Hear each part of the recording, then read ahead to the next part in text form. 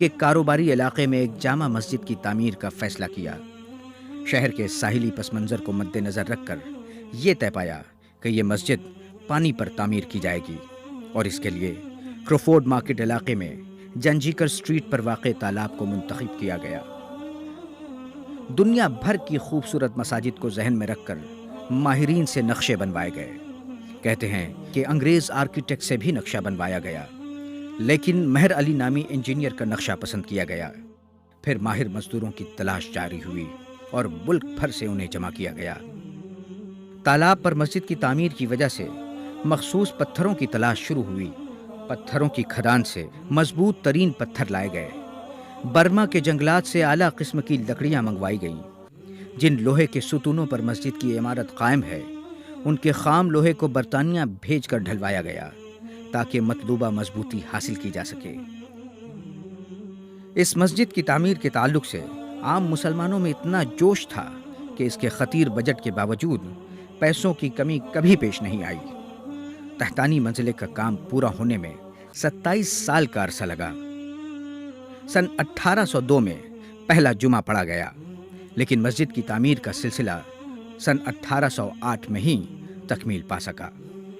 خصوصی مالی تعاون میں سب سے پہلے محمد حمزہ نامی تاجر کا ذکر ملتا ہے، جن کے عطیات سے کام شروع ہوا۔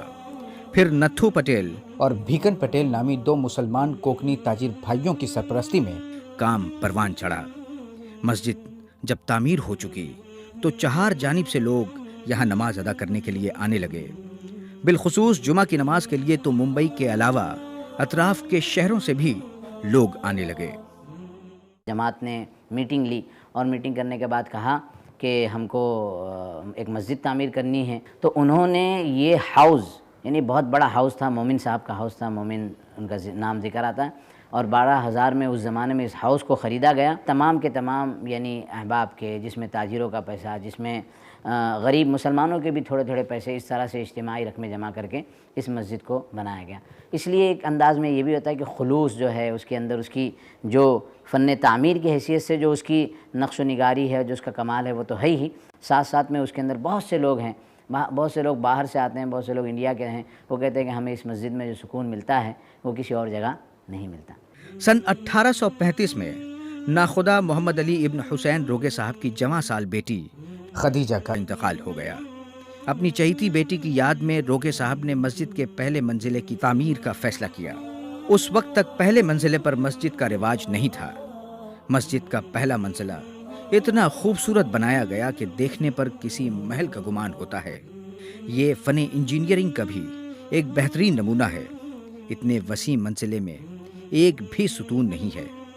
اس پوری چھت کو 2 رالدار کویلو کی چھتوں میں 5 لکڑے کی قینچی دار ٹرسٹ پر لٹکا دیا گیا ہے، یعنی پوری چھت معلق ہے، اور لکڑے کے یہ ٹرسٹ لوہے کے ستونوں اور چنائی کی دیواروں پر ٹکے ہوئے ہیں۔ ایک 500 کلو کا فانوس بھی اس ٹرسٹ کے ہی سہارے لٹک رہا ہے۔ 1835 میں محمد علی روگے صاحب کی بیٹی کا نوجوانی میں انتقال ہو گیا تھا، تو اس کی یاد میں انہوں نے وہ پہلی منزل تعمیر کی ہے۔ تو کسی نے تاج محل بنایا اپنی زوجہ کی یاد میں، اور کسی نے مسجد بنائی۔ سال ہر سال سے لوگ اس پر عبادات کرتے ہیں، اور ظاہر بات ہے کہ ان کے خلوص کی برکت سے ان کا صدقہ جاریہ اور ثواب ان کو حاصل ہوتا ہے۔ مسجد پہلے گنبد و مینار کے بغیر تعمیر ہوئی، اور اسی لیے اسے جہاز آخرت کا نام دیا گیا۔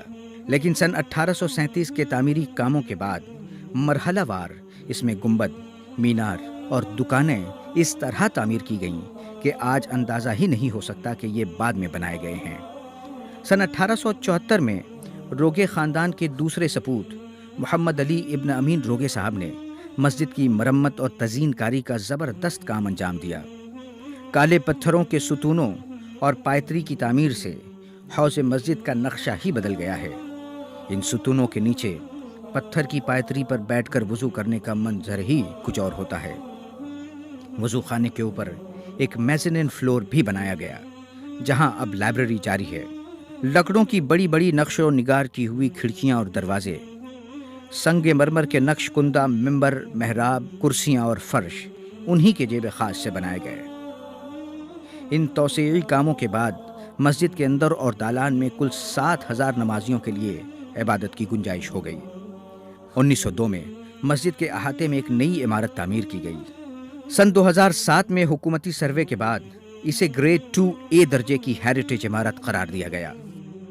गुज़िश्ता दिनों हुए स्ट्रक्चरल ऑडिट के दौरान जब इस हौज का पानी खाली करके देखा गया तो ये बात सामने आई कि 225 साल का अरसा गुजारने के बाद भी इसकी बुनियादें बिल्कुल महफूज और इमारत बिल्कुल मजबूत और मुस्तहकम है। हौज का बुनियादी स्ट्रक्चर इस तकनीक से कायम किया गया है कि इसे देखकर यकीन होता है कि इंशाअल्लाह इसे आइंदा भी किसी किस्म का कोई अंदेशा लाहक नहीं होगा। अभी माजी करीब में हुए रेनोवेशन वर्क के बाद तो ऐसा लगता है कि मस्जिद का हुस्न अपने शबाब पर है। पूरी मस्जिद नई आबोताब के साथ अपने मुसल्लियान की खिदमत में मसरूफ़ है। ये मस्जिद एक नाकाबिले बयान रूहानी मंजर पेश करती है, जहाँ ऊपर अल्लाह के बंदे इबादत में मशगूल और नीचे पानी में बारी ताला की दूसरी मखलूक रब की तस्बीह बयान करने में मुनहमिक। दिलचस्प बात यह है कि इस तालाब का पानी कभी खुश्क नहीं हुआ। इसके कुदरती चश्मे अल्लाह के हुक्म से हर वक्त जारी व सारी रहते हैं, बल्कि कई बड़े हादसात के मौके पर यहाँ का पानी दूसरी जगहों पर इस्तेमाल किया गया। मस्जिद को ठंडा रखने के लिए इसके फर्श में मुनासिब फासले से सुराख किए गए हैं। जामा मस्जिद में 100 साल पुराना गिलाफ काबा भी मौजूद है, जिसे तुर्की के खलीफा ने बतौर हदिया जामा मस्जिद को पेश किया था। इससे ये मालूम होता है कि इस मस्जिद की अहमियत सिर्फ हिंदुस्तान तक महदूद नहीं थी। मस्जिद में सन 1850 में एक कुतुब खाना बनाया गया। वक्त के साथ ये लाइब्रेरी वसी तर होती गई। मौलवी यूसुफ खटखटे की ज़ाती कोशिशों और ज़िम्मेदारान की सरपरस्ती में ये कुतुब खाना मुल्क के अहम तरीन कुतुब खानों में शुमार किया जाने लगा। इसकी खुसूसियत है यहाँ जमा किए गए सदियों पुराने नादिर मखतूतात। यहाँ कुल 1618 मखतूतात हैं, जिनमें 1000 अरबी ज़बान के, 473 फ़ारसी के और 137 उर्दू के मैन्युस्क्रिप्ट्स हैं। इनके अलावा तकरीबन 25 मुख्तलिफ मौज़ूआत पर 15,383 नादिर व कमियाब किताबें भी यहाँ मौजूद हैं। 1000 से ज़ायद कदीम रसाइल और अखबारात भी इस लाइब्रेरी का हिस्सा हैं। इन किताबों की हिफाजत के लिए जामा मस्जिद ट्रस्ट ने 4 मरहलों में काम किया है। पहले तो अतराफ़ की मसाजिद के आइम्मा की मदद से किताबों की तरतीब का काम अंजाम दिया गया। उसके बाद फ्यूमिगेशन के ज़रिए 10.5 लाख सफ़हात को महफूज किया गया। फिर डिजिटाइजेशन के अमल से उतने ही सफ़हात को स्कैन किया गया और इसके बाद दिल्ली और देवबंद के माहिर जल्दसाज़ों की मदद से उनकी बाइंडिंग की गई। इन किताबों की हिफाजत के लिए इंतहाई मजबूत और दीदा ज़ेब अलमारियाँ बनवाई गई हैं। आज ये एक इंतहाई मॉडर्न लाइब्रेरी के तौर पर जानी जाती है। मुल्क ही नहीं, बैरून मुल्क से भी रिसर्च स्कॉलर्स यहाँ तहकीक के सिलसिले में आते रहते हैं। अल्लामा शिबली नौमानी, अल्लामा अब्दुल अजीज़ मेमनी, काजी अतहर मुबारक पूरी जैसी अबकरी इल्मी शख्सियात ने इस कुतुब खाने से कसब फैज़ किया है। इसके अलावा इसके लिए जामा मस्जिद ट्रस्ट ने बाकायदा एक शोबा कायम कर रखा है, जहाँ आज भी रोज़ाना काम जारी है। नई किताबें ख़रीदी जा रही हैं और यहाँ से किताबें शाये करने का सिलसिला भी जारी है। ये एक आवामी सतह की और एक मदरसे की लाइब्रेरी और उसके अंदर इतने मखतूतात और फिर मतबूआत भी हमारे यहाँ तकरीबन 150 साल कदीम मतबूआत हैं। तो जिसको कहते हैं कि उसकी पहली प्रिंट जो है बहुत सारी किताबों की वो हमारे पास महफूज हैं। इसी तरह अखबारात और रसाइल, बम्बई के मशहूर अखबारात जैसे कश्फुल अखबार है, तकरीबन 150 साल कदीम अखबारात हमारे पास हैं। तो जो रिसर्च स्कॉलर होते हैं आम तौर पर, यानी कॉलेजेस में, यूनिवर्सिटीज़ में जो पीएचडी करने वाले बच्चे होते हैं, वो तो बड़े एहतमाम से आते हैं, इसलिए कि उनको उस पर काम करना होता है। तो कई मुल्कों के, यानी अरब मुल्कों के अलावा यूरोपियन कंट्रीज़ के भी बहुत सारे ज़ायरीन यहाँ आ चुके हैं और वो इससे इस्तेफ़ादा करते हैं।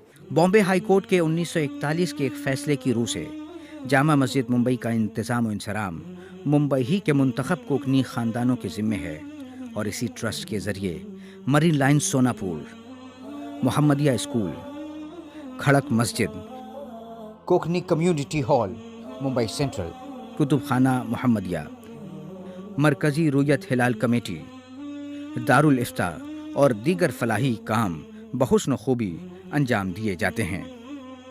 अल्लाह रब्बुल इज़्ज़त से दुआ है कि इस मस्जिद की रौनक को सुबह क़यामत तक बाकी रखे। आमीन या रब्बल